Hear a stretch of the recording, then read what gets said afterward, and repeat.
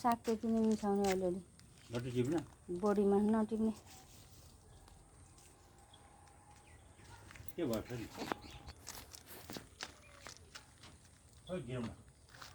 ऊ त्यहाँ छ घिरौँला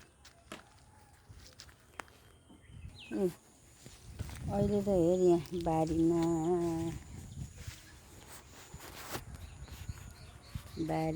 के छ अम्बकै अम्बक हरियो मकै घुगा लागेको छ मकै भेन्डी नै भेन्डी खाँदैछौँ अहिले त बारीमा त हरियाली बोडी खाँदैछौँ यो साग खाँदैछौँ ममा छिर्नै गाह्रो छ अहिले त हरियै करेला पनि करेला खायौँ यो तरुलको बोट हो यहाँ तरुल हुँदैछ बिचरा ड्राइगन त यस्तो पो भएछ यहाँ त यो साग पनि खाने हो नि यो करेलाको बोट उता पनि रहेछ उता पनि करेला त यहाँ छानैभरि टन्नै भएछ हौ सबै फुल फुल्दैछ अब रातो लट्टे यत्रो तरुल खसेछ यो साग फेरि टन्नै भएछ मलाई अति मनपर्छ यो दुङदुङे भन्छ सुङदुङे हो कि तर मलाई यो साग अलिक बास्ना अलिक फरक आउँछ मनपर्नेलाई चाहिँ मनपर्छ मन नपर्नेलाई चाहिँ पर्दैन यो साग मलाई अति मनपर्छ यहाँ हेर्न मैले ढकनी बनाएको त यहाँ पो रहेछ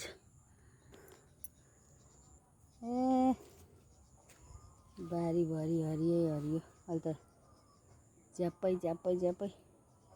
खोर्सानी टिपेँ खोर्सानीहरू कति छ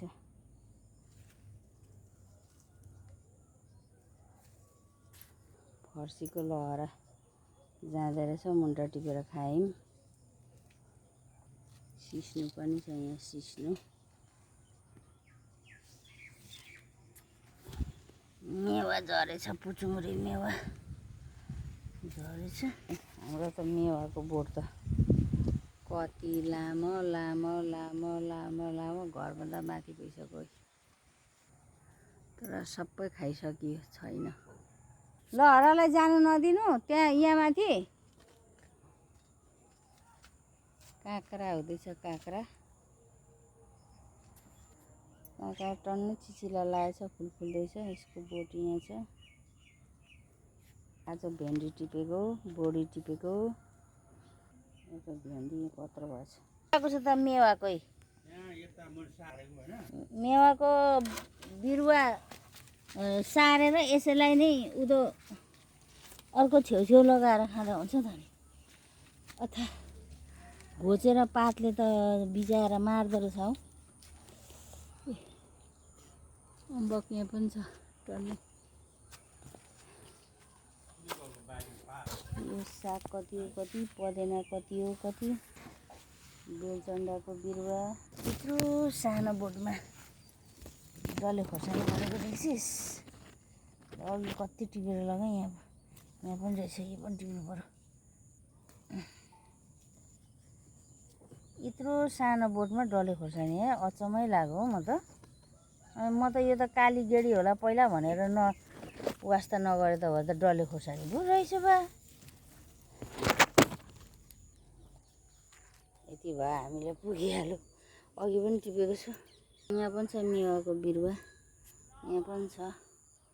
टन्नै लगाएको छ मेवाको बिरुवाहरू भरि पनि छ लटेको साग खाइ नसकेर हुर्केर फुलेर रातो लटेहरू पनि बारीभरि छ टनक्कै रातो लटेहरू छ यहाँ के छ रातो लटे यो चाहिँ यहाँ मल बनाउने बारीलाई यो मकै ढलेकोलाई उठाउने कि के गर्ने हौ ढलिरहेछ यहाँ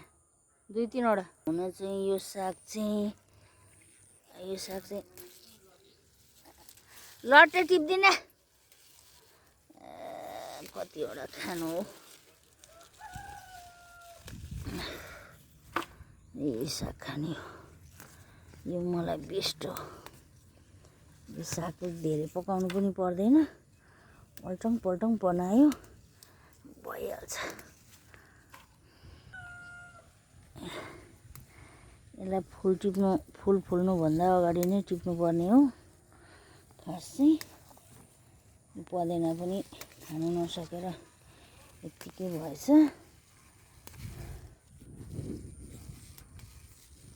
फुल फुल्नुभन्दा अगाडि यसलाई टिपेर खानुपर्ने हो। यत्तिकै झ्यामेकै हुन्छ नि। कति हो यो साग त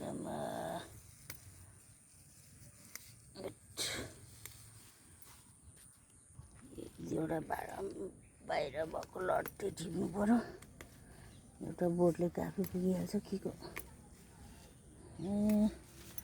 एउटा बोटले दुईजनालाई काफी हो।